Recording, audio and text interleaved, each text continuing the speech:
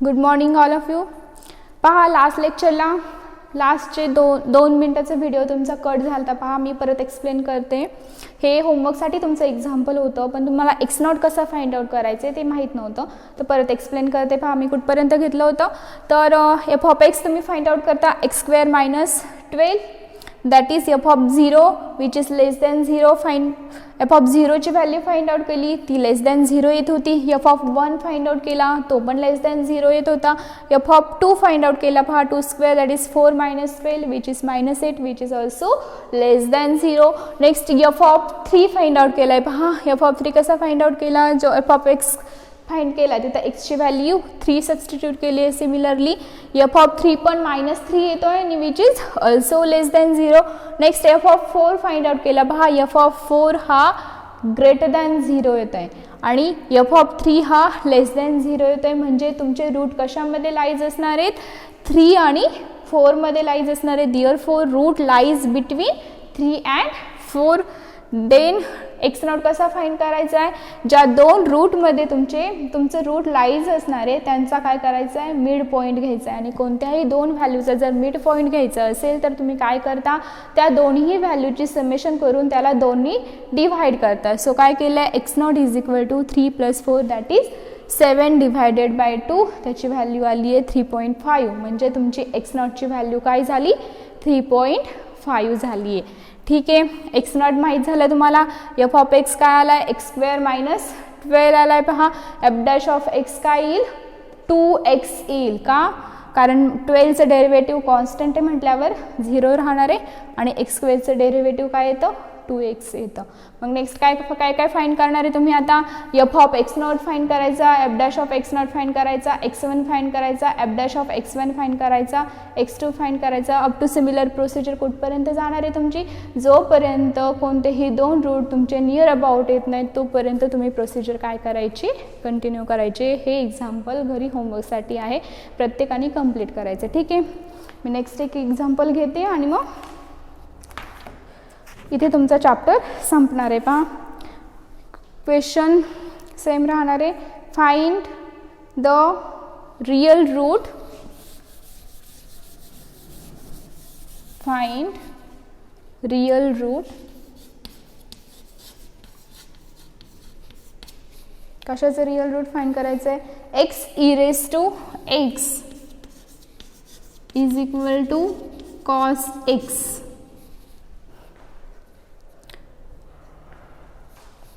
x e raised to x is equal to cos x using Newton-Raphson method up to the 4 decimal places. ठीक आहे, question काय केलं आहे मी, फक्त real root find out करायचं आहे. कशाचं, x e raised to x is equal to cos x चं रियल रूट तुम्हाला काय करायचं आहे, फाइंड आउट करायचं आहे. सो आता काय होईल, फर्स्टली काय कन्सिडर करता तुम्ही, एफ ऑफ एक्स कन्सिडर करता. आतापर्यंतचे जे दोन एक्झाम्पल्स घेतले होते त्यामध्ये तुम्हाला अल्जेब्राइक इक्वेशन फाइंड आउट होत होतं. पहा इथे तुमचं ट्रान्सडेंटल इक्वेशन फाइंड आउट होते. ट्रान्सडेंटल इक्वेशन म्हणजे काय, ज्यामध्ये ट्रिगोनोमेट्रिक फंक्शन इन्क्लुडेड असतील त्याला काय म्हणता तुम्ही, ट्रान्सडेंटल इक्वेशन म्हणता. ठीक आहे, सो आता गिव्हन इक्वेशन दिला x e raise to x is equal to cos x. X e raise to x is equal to cos x. That implies हा कॉस एक्स इकडे पॉझिटिव्हमध्ये इकडे आल्यावर काय होईल, निगेटिव्हमध्ये होईल. That is x e raise to x minus cos of x which becomes equal to 0. Next therefore यालाच काय तुम्ही सपोज करता, f of x is equal to x into e raise to x minus cos of x. Next आता तुम्हाला इथं हे पण नाही दिलेलं आहे. पहा रियल रूट फाइंड करायचे आणि एक्स नॉट पण नाही दिलेला. ठीक आहे, फर्स्टली काय करूया आपण, एफ ऑफ 0 फाइंड आउट करूया. F of 0 is 0 into e raise to 0 minus cos of 0 that is 0. Cos 0ची व्हॅल्यू -1 असते, ते 1 असते माहिती आहे तुम्हाला, आणि हे निगेटिव्हचं sign. Therefore -1 which is less than 0.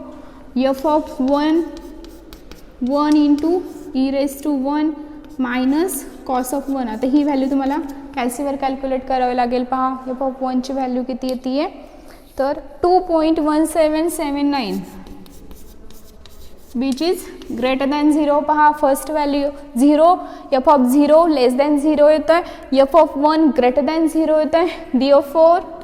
Therefore root lies between, कशामध्ये लाईज होणार आहे तुमचं root, therefore root lies between 0 and 1. Therefore take x0 is equal to 0 plus 1 divided by 2. काय करता मिड व्हॅल्यू फाइंड आउट करता.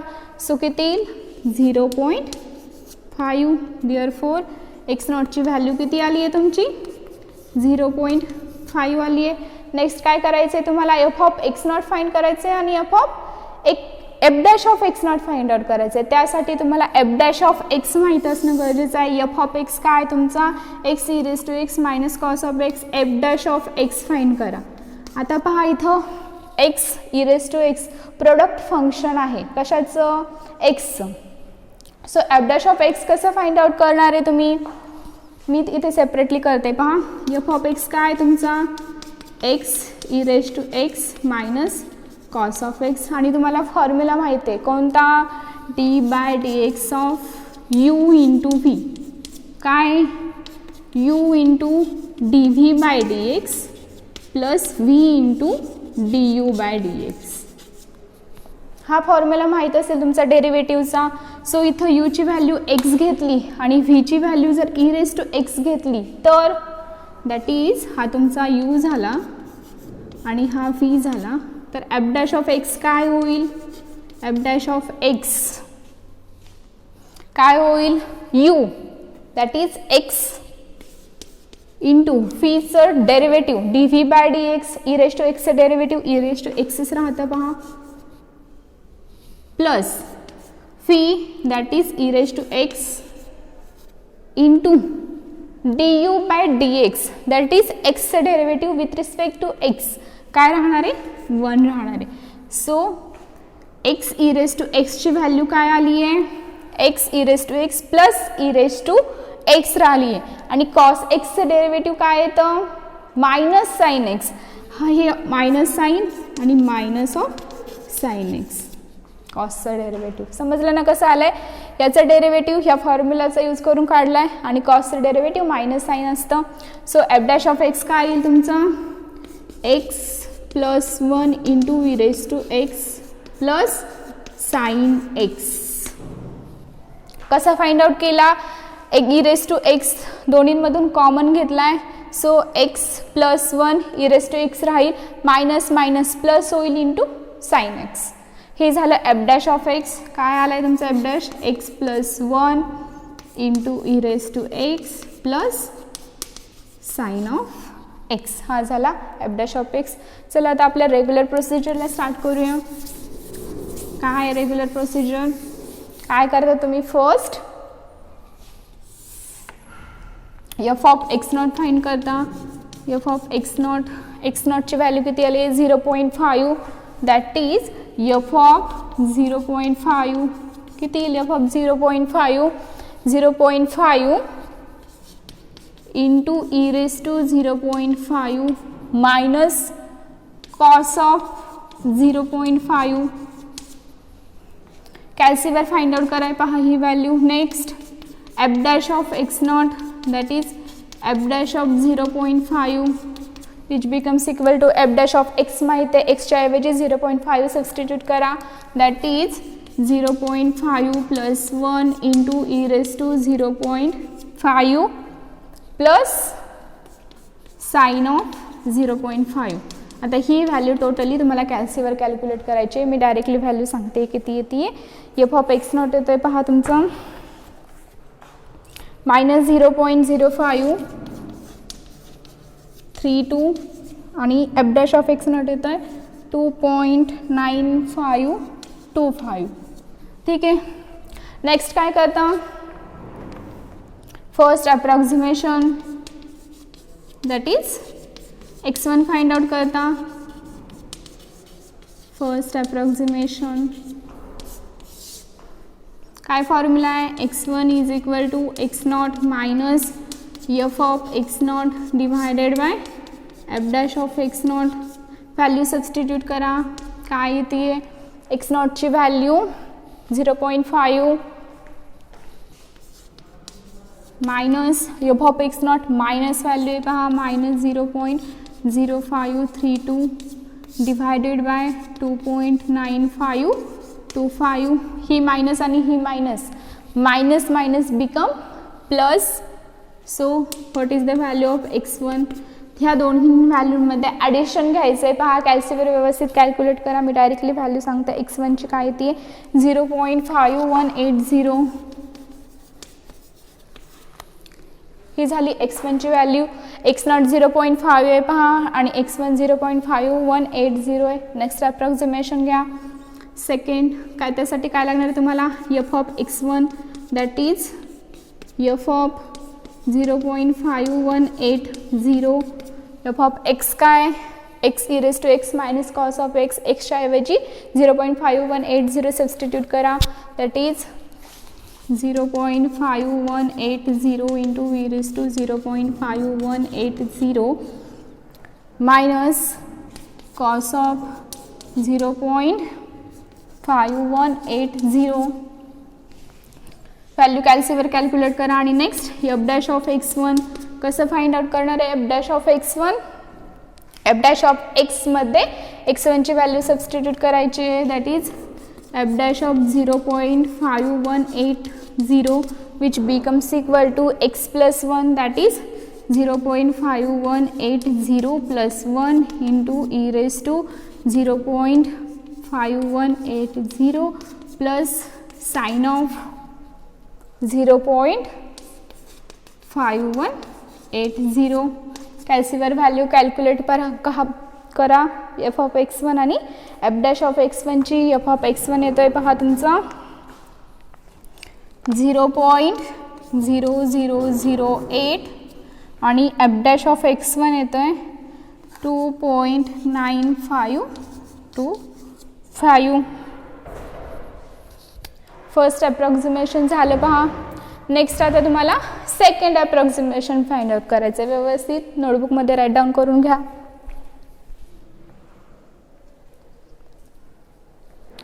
हे झालं फर्स्ट अप्रॉक्सिमेशन. आता सेकंड अप्रॉक्सिमेशनसाठी काय करावं लागेल, x2 फाइंड आउट करावं लागणार आहे. सो काय येईल सेकंड अप्रॉक्सिमेशन, इकडे लिहिते.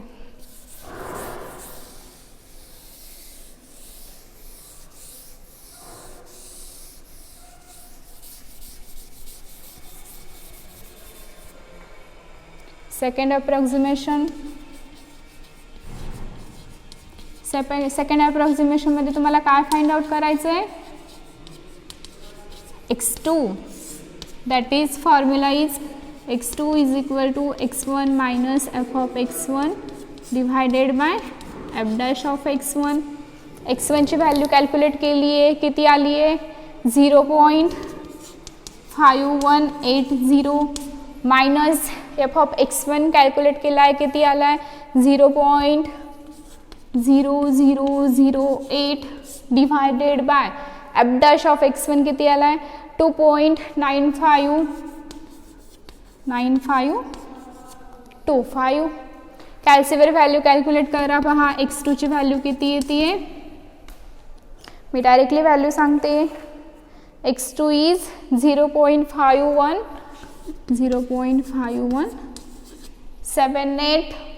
नेक्स्ट काय करता पहा. आता x1ची व्हॅल्यू 0.5180 आहे आणि x2ची व्हॅल्यू 0.5178 आहे. फर्स्ट 2 डेसिमल प्लेसेस सेम आहेत. सो अजून मोस्ट ॲक्युरेट येण्यासाठी किंवा 3 डेसिमल प्लेसेस ॲक्युरेट येण्यासाठी तुम्हाला नेक्स्ट अप्रॉक्सिमेशन घ्यावं लागेल. सो x2 माहिती आहे, f of x2 find out करा. That is f of 0.5178. काय येईल value x 0.5178 into e raised to 0.5178 minus cos of 0.5178.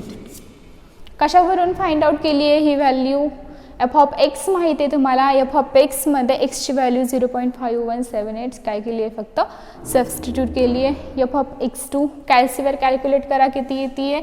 Next f dash of x2 that is f dash of x काय, x plus 1 e raise to x plus sine of x, एक्सचे value 0.5178 substitute करा. F dash of 0.5178 which becomes equal to 0.5178 plus 1 into e raise to 0.5178 plus sine of 0.5178. कॅल्सीवर दोन्हीही value काय करायच्यात, calculate करायच्यात.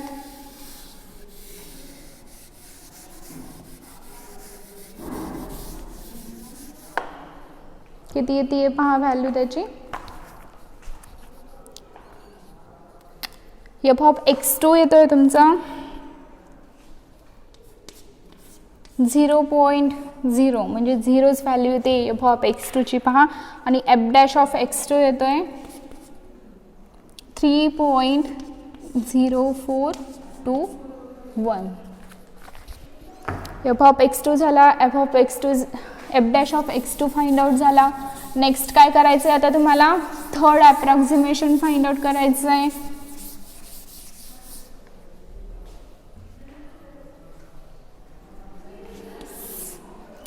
Third approximation value तुम्हाला माहिती आहेत, कशाची value find करायची आहे थर्ड अप्रॉक्सिमेशनमध्ये,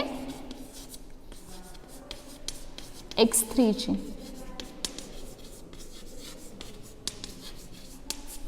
थर्ड अप्रॉक्सिमेशन काय फॉर्म्युला येईल, x3 is equal to x2 minus f of x2 divided by f dash of x2.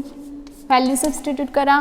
x2 ची व्हॅल्यू किती आली आहे, 0.5178 मायनस एफ ऑफ x2 0.0 आली आहे.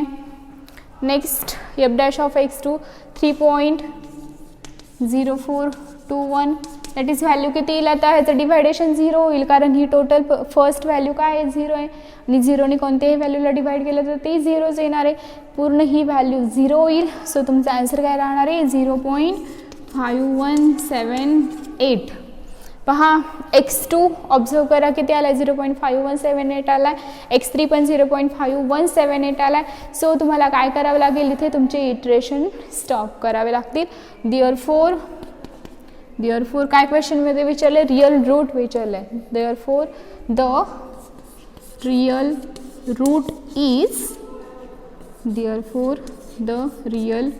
रूट इज किती, 0.5178. हे झालं तुमचं रिक्वायर्ड सोल्युशन. पहा थर्ड अप्रॉक्सिमेशन किंवा 3 अप्रॉक्सिमेशनमध्येच तुमचं काय होतं आहे, आन्सर फाइंड आउट होतं आहे.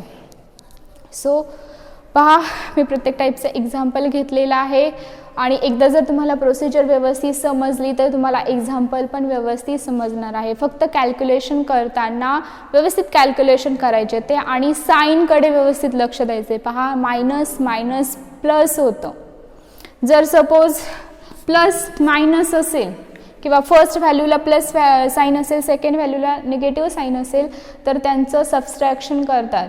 पण त्याला साईन कोणतं असतं, ज्याची व्हॅल्यू ग्रेटर असेल ते साईन असतं. ठीक आहे, मायनस प्लस असेल तरी पण तसंच दोन्ही व्हॅल्यूंची सबस्ट्रॅक्शन होते.